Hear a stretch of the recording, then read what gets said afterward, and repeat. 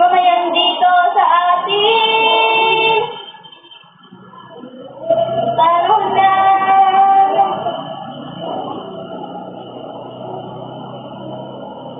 gawin ang pagbabago tungo sa pag-asenso, magsikap ng mabuti at magkuminhawa tayo, ipagmalaki natin sa mundo at ipamahalat ang bagong Pilipino at bagong Pilipinas.